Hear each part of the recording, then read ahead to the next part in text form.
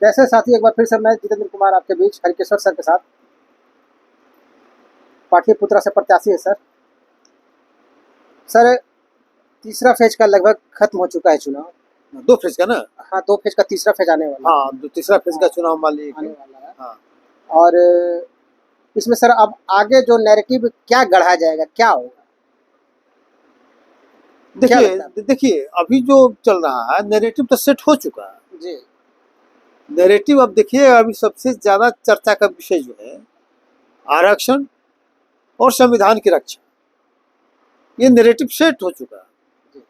और ये नैरेटिव को सेट करने में जो है ना, राहुल गांधी लगे हुए थे, तो लेकिन राहुल गांधी का ही योगदान सिर्फ नहीं है इसको सेट करने में। इसको सेट करने में बीजेपी के तथाकथित नेताओं का भी बड़ा हाथ है। बीजेपी के नेताओं ने जब से कहना शुरू किया कि 400 पार 400 पार, और 400 पार इसलिए कि हमें संविधान बदलना है, और उनके द्वारा कहीं कहीं मान लीजिए कि भाजपा के नेताओं के द्वारा, तो हो सकता है कि उनके द्वारा दूसरे व्यू से कहा जा रहा हो, उनके द्वारा इसलिए कहा जा रहा हो कि जो आरक्षण विरोधी लोग हैं, जो बीजेपी को खुलकर साथ देते हैं, वे लोग आरक्षण विरोध के नाम पर एक साथ हो जाएंगे और ये लोग बटे रहेंगे।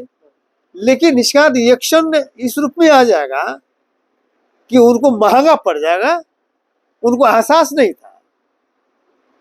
अब स्थिति मान लीजिए कि उत्पन्न हो गई कि ये जो है पब्लिक के बीच में ये नैरेटिव सेट हो गया। नैरेटिव ये सेट हो गया कि बीजेपी जो है आरक्षण और संविधान को हटाना चाहती है, आरक्षण और संविधान को खत्म करना चाहती है, इसीलिए 400 पार का नारा दे रही है। ये नैरेटिव जो है सेट हो गया लोगों के दिमाग में, SC ST OBC के दिमाग में बात चला गया।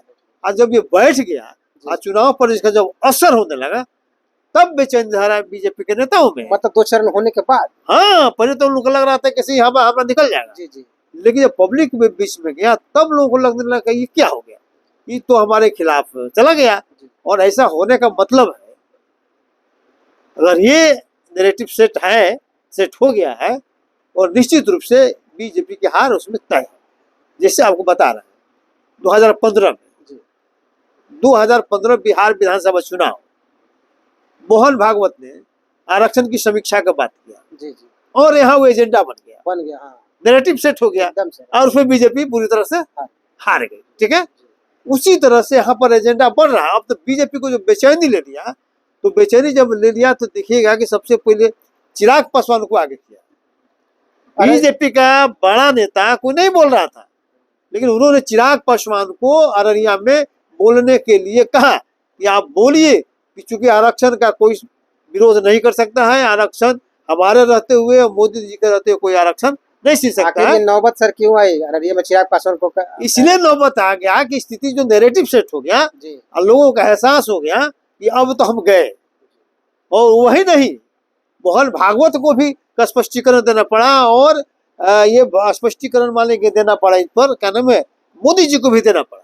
और मोदी जी जब स्पष्टीकरण ही नहीं दे रहे, अब उल्टा लगा रहे हैं इंडिया गवर्नमेंट कि ये जो कांग्रेस जो है आएगी तो आरक्षण को खत्म कर देगी और OBC का आरक्षण छीन के दे देगी, मुस्लिमों को दे देगी। तो ये नया तरह का मान ली कि लोगों में कंफ्यूजन क्रिएट कराने का, जब एक तरफ हार रहा है मतलब रक्षात्मक मुद्रा में आ गया, इसके बाद फिर नया नैरेटिव सेट करने के लिए वो अपना बीजेपी अब फिर लग गई है ना। लेकिन क्योंकि लोगों में जो नैरेटिव सेट हो गया, लोग समझ गए कि बीजेपी चूंकि आरक्षण खत्म करने के लिए, चूंकि उन पर लोगों को विश्वास नहीं हो रहा है कि आरक्षण के चूंकि समर्थन में कभी उनका रहा नहीं, आरक्षण के विरोध में ही रहा है, तो इसीलिए ये नैरेटिव सेट हो गया। अब इसका लाभ जो है कांग्रेस उठाने के फिर में है, NDA इंडिया मतलब उठाने के फिर में है, लेकिन कितना उठा पाएगी, नहीं उठा पाएगी, ये कहना मुश्किल है।